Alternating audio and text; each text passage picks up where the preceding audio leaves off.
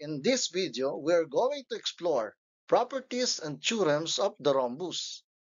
And this lesson will help shape our character, teaching us to speak only the truth.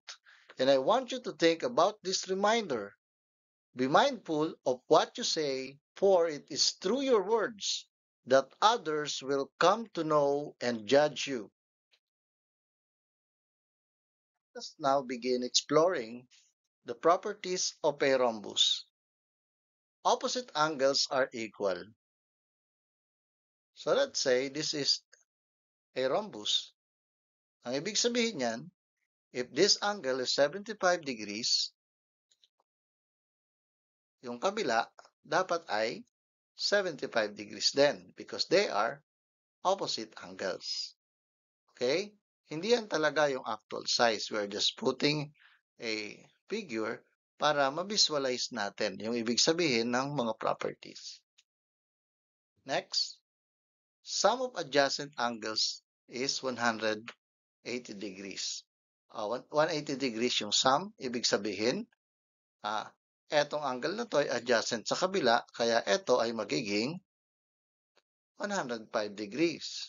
Diba? 75 plus 105 is equal to 180 degrees. Since ito ay adjacent din at opposite niya naman, ibig sabihin, yan ay 105 degrees din. Okay? So next, all sides are equal. When we say all sides are equal, ang ibig sabihin niyan, if etong side na to ay 5 cm, all other three sides are also 5 cm. Next, opposite sides are parallel. So, ang ibig sabihin niyan, let's say, okay, by the symbol, ibig sabihin sila ay parallel according to that symbol.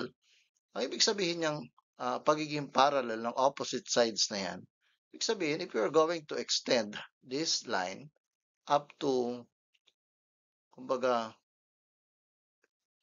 everlasting, kumbaga kahit extend mo, they will never ever intersect kahit kailan. Yan ang ibig sabihin ng parallel or opposite sides are parallel. Okay, itong dalawa opposite sides din naman, so therefore, silang dalawa ay parallel din. Then, next, diagonals bisect each other at right angles. Unahin muna natin na gumawa ng diagonals. So if those are the diagonals of this rhombus, so ibig sabihin yan, if those diagonal bisect each other, so ibig sabihin, kung 7 cm yung isang hati, 7 cm din yung kabilang hati. At kung yung kabilang hati rito ay 12 cm, yung kabilang hati din ay 12 cm din. Yan ang ibig sabihin ng they bisect each other. And isa pa, sinabi rito, at right angles. So ito yung pagkakaiba niya sa isang regular parallelogram. Di ba? Kasi sa parallelogram, although a rhombus is also a parallelogram, but generally speaking, hindi kinakailangan maging right angle ang intersection ng dalawang diagonals para masabing parallelogram. But, to be a rhombus, kailangan ang intersection nila ay right angles. So, ibig sabihin, kailangan natin lagyan niya ng symbol that this intersection forms a right angle. Okay, next. The diagonals bisect the angles at the vertices. So, ibig sabihin, yung diagonal na daw yan, binisect na yung angles sa vertices. So, ibig sabihin yan. So, let us duplicate that rhombus. Okay, then, let us construct the diagonals. Ayan. So, ibig sabihin, kung 75 ito, dahil ito palang diagonals na to ay angle bisector. Sabi na kasi, the diagonal bisect the angle. So, therefore, those diagonals are also a angle bisector. Di ba? So, ibig sabihin yan, 75 na yan, na angle na yan, yung measurement, mahahati yan in equal parts. Magiging 37.5 each. Ayan. At ganun din mangyayari dito sa kabila. Kung yan ay 105 degrees, pag hinati mo yan, magiging tig 52.5 degrees. So yan ang ibig sabihin nitong property nito. The diagonals bisect the angles at the vertices. Okay? For now, we are going to prove theorems of a rhombus by statement and reason process. So what we are going to prove is RS, this diagonal RS is perpendicular to OE. Ayan. Okay. Some students are getting bored when it comes to statement and reason process. Okay. Pero pag ito ay naintindihan ninyo yung concept, you will appreciate what will be the effect of this in your life. Okay? So as an educated person, we must be trained how to speak only the truth. Kaya nga dito, lahat ng sasabihin mo, dapat may reason. Dapat meron kang proof. So the first statement that we have is parallelogram, or we can say quadrilateral rose is a rhombus. So, anong reason natin? Ayan, given. Di ba meron tayong given dito? Ayan, this is a given rhombus with its diagonal. Ayan. So, next statement, RO is equal to OS. Pag sinabi mong RO is equal to OS, anong katibayan mo? O, kasi sabi sa definition ng rhombus. Ayan ang sabi. Ano ba definition ng rhombus? Lahat daw ng sides niya equal. It is a quadrilateral and a parallelogram whose sides are all equal. O, di pwede natin sabihin na equal itong RO at saka OS. Actually, lahat sila nga equal lahat ng side. Okay, next. Diagonal EO bisect RS. So, itong EO na to, hinati niya raw yung RS. Oh, bakit? Anong reason? Hindi ba? Ang sabi sa properties ng parallelogram. O bakit ginagamit natin ang property ng parallelogram? Kasi ang rhombus ay isang parallelogram. And sabi sa property ng parallelogram, sabi, diagonals of a parallelogram bisect each other. O, di pwede. Hindi tayo nagsisinungaling kung sasabihin nating diagonal EO bisect RS. Next statement. RH is equal to SH. O, eto raw. Yung RH ay equal siya dun sa kabila, sa SH. O, bakit natin masasabi yan? Yung definition ng bisector. Kasi pag sinabing bisector, hinahati mo. Kung yung EO ay bisector ng RS, ibig sabihin hinahati mo into equal segments. Actually, hindi nga lang yan ang ibig sabihin ng bisector dyan eh. 'Di ba? Na yung diagonal na yan eh. Diagonal bisect the angles at the vertices. O, hindi lang yung segment yung binabisect niya eh. Pati yung mga angles dyan sa vertices. Hindi ba kanina, diniscuss natin yan when we explore the properties of a rhombus? Okay? So, tama, nasabihin natin that RH is equal to SH. Next statement. H is the midpoint of RS. O, itong H daw na to, yan daw yung pinakagitnang point ng RS. O, ano, bakit? Anong reason? O, that's the definition of midpoint. Ano ba ang definition ng midpoint? Di ba sabi, they bisect each other? Di ba? Siyempre, pag binisect mo each other, saan ka pupunta? Di ba sa pinakagitna? Kaya, yun ang definition ng midpoint. And, masasabi rin natin na itong OH ay equal sa OH. Ano ba naman yan? Obvious naman. Siyempre, ikaw equal ka sa sarili mo. Yung A equal sa A. Yung B equal sa B. Oh, obviously, di ba? Kaya lang, in geometry, we are being trained. Hindi porket obvious. Kailangan nga eh. Kahit napaka-obvious na dapat lagi kang may basis. Ano ang basihan mo para masabi mo yon? Ito yung reason. Yung reflexive property. Ano ba yung reflexive property? Yan ang nagsasabi na kung ang A ay A is equal to A. Diba? And B is equal to B. Diba? Any number is equal to itself.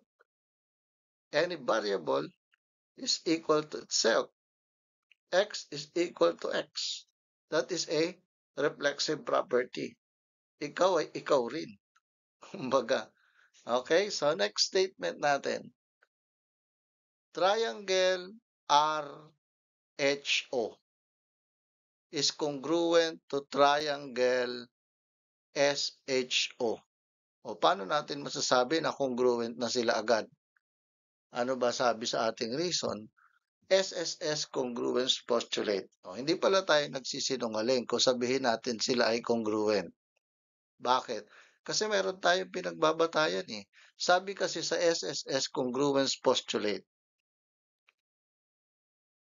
lahat daw ng sides, kapag ang lahat ng sides ay congruent, congruent yung dalawang triangle. Hindi ba congruent silang dalawa? Na-ilay natin yung foundation kanina eh. Diba? Ito, na-establish na natin yung mga ebidensya na congruent sila. Tapos congruent din ito at saka yun. Tapos congruent yung OH sa sarili niya.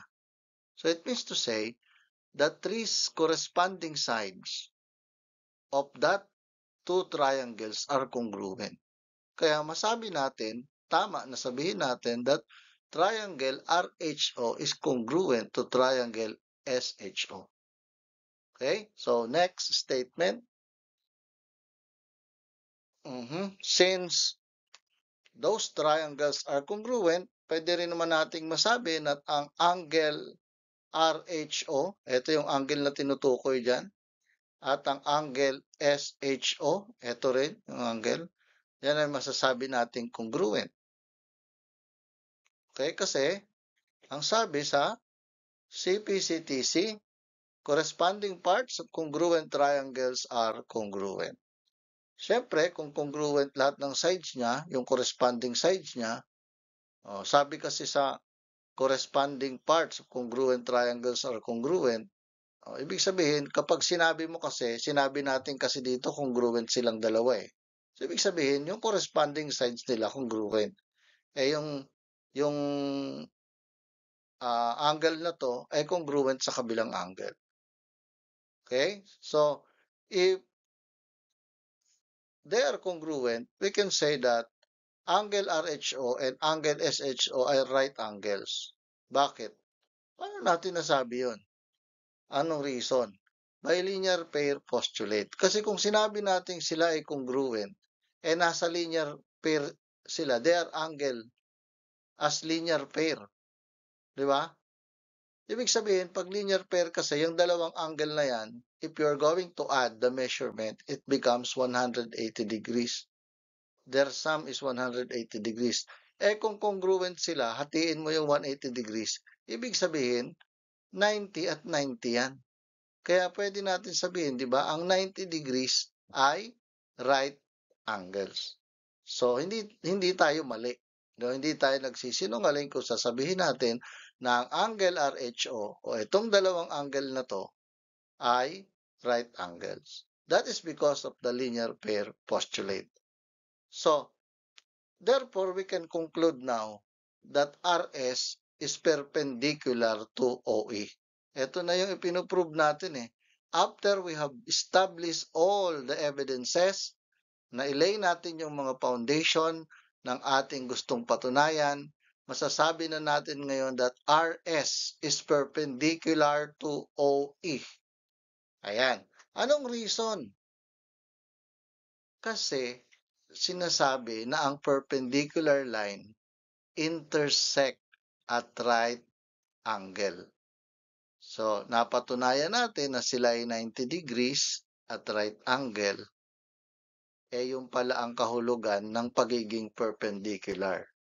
Kaya, patunayan na natin, we have already proven that RS is perpendicular to OE. Okay, the next thing to prove is angle 1 is congruent to angle 2 and angle 3 is congruent to angle 4. So we're going to prove that using the statement and reason process. So the first statement that we have is quadrilateral rose is a rhombus. So of course, it is just a given. Ayan, given. Meron tayong given rhombus. So the next statement is RO or side RO is congruent to side OS and congruent to side ES and also congruent to side ER. Okay, what's the reason? It is by definition of a rhombus. Because according to the definition of rhombus, it is a type of quadrilateral. It is a special case of a parallelogram whose all sides are equal. Ayan. Kaya natin nasabi yan. Now, next statement, EO is equal to EO. So, this EO is the one of the diagonals. Okay? So, equal daw siya sa sarili niya. So, what we are trying to say is by reflexive property. Okay? So, anong purpose niyan? Pwede na natin kasing sabihin ngayon that triangle ERO is congruent to triangle ESO. Okay? Bakit? By SSS congruence postulate. Okay? By side means all the corresponding sides of those triangles are congruent. Okay, di ba? Kaya natin in-establish yung definition ng rhombus na lahat ng sides ay congruent kasi RO corresponds to OS and RE corresponds to ES. At EO corresponds to side EO. Ayan. Kaya they are congruent. Those triangles are congruent. So now we can freely say that angle 1 is really congruent to angle 2. And angle 3 is really congruent to angle 4. And that is because, since we have said that triangle ERO is congruent to triangle ESO, pwede na natin sabihin na ang corresponding side or corresponding parts of congruent triangles are congruent. So, ibig sabihin, aside from the sides of those triangle, pati yung kanyang mga angles ay congruent din. Pati yung mga corresponding angles niya ay congruent din. Angle 1 corresponds to angle 2 of this triangle. And angle 3 corresponds to angle 4. So, corresponding angles are congruent. So, now we have proven what we are trying to prove, that angle 1 is congruent to angle 2. And angle 3 is congruent to angle 4. Okay? Lagi lang natin tatandaan, sa math ay hindi maaaring hindi ka maging mahusay kung lagi kang nahahanda na mag-practice o magsanay.